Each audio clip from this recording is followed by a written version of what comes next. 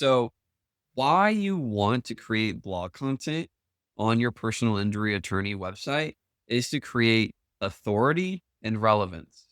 Relevance around your term that you're trying to rank for, and authority to show Google we are a subject matter expert. Look at all this content, all this blog content that we have around being a lawyer.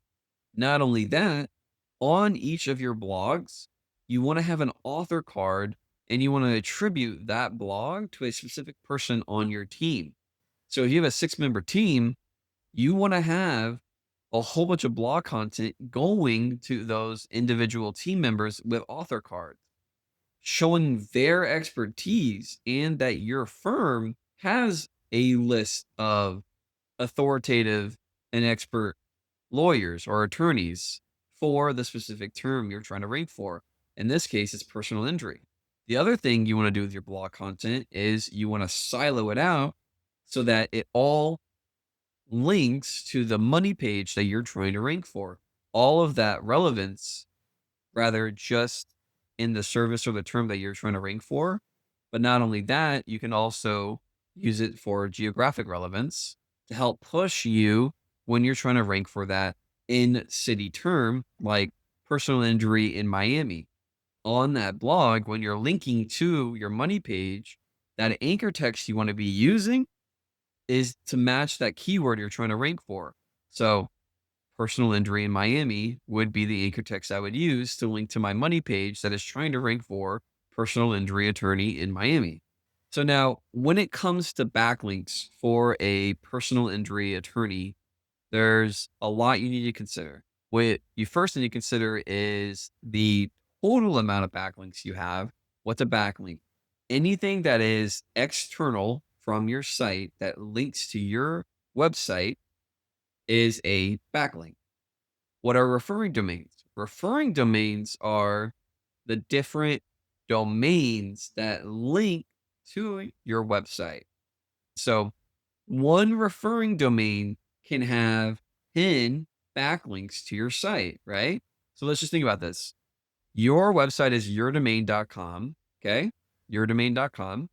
This is ABC News.com. News.com can have a page that has 10 links to yourdomain.com. That's 10 backlinks. So 10 backlinks from ABC News, which is one referring domain. When you're thinking about backlinks and referring domains, what you want to be aware of or what you want to focus on is referring domains. Referring domains is your number one priority. Now, typically with service-based businesses, 9 times out of 10, one press release, so anywhere from 300 to around 500 backlinks with around like 300 referring domains would be enough to rank for their service. Like if you think about a roofer near me, right? Now, when it comes to personal injury attorneys, it's going to take a lot more than one press release. It's going to probably be dependent on the market. You're looking at maybe like 2,000 referring domains or more. You're going to need more than a typical press release package because you are in such a high competitive keyword or you are in such a high competitive network or environment. Now, when it comes to referring domains and backlinks, there's also relevance. It's not only relevance of what the domain is majority about. So, as an example, the ABC News, majority of what they talk about is news, right? That's their relevance. Then the page that you are on that links to your site is also relevance, right? So that link is not going to be as relevant if you had a link from a lawyer directory or a news organization that only does news about law. Those are going to have two totally different weights. Now, they will both still help you rank, but one is going to help you way more than the other thing you want to consider is the anchor text. Whenever you click a link on a page, normally that thing that's underlined or blue, that thing, that text that is showing is the anchor text. So that anchor text is also going to have an impact on helping your site rank. So ideally, the first press release that you do is all branded anchor text. Then after that is when you want to start mixing in the keywords that you want to rank for, like personal injury or personal injury attorney, right?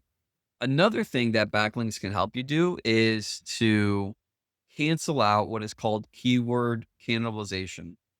Keyword cannibalization occurs when you have two pages that are very similar and Google doesn't know which one to rank for the keyword.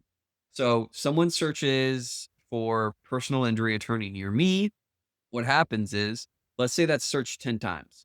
Personal injury attorney near me is searched 10 times.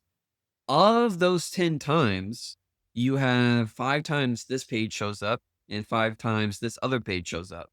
Because this is occurring, Google doesn't have a clear distinction of which page should be ranking for this term because that's occurring, right? What's going to happen is that it's going to tank your rankings in search for each page. It's going to be very difficult to rank either page.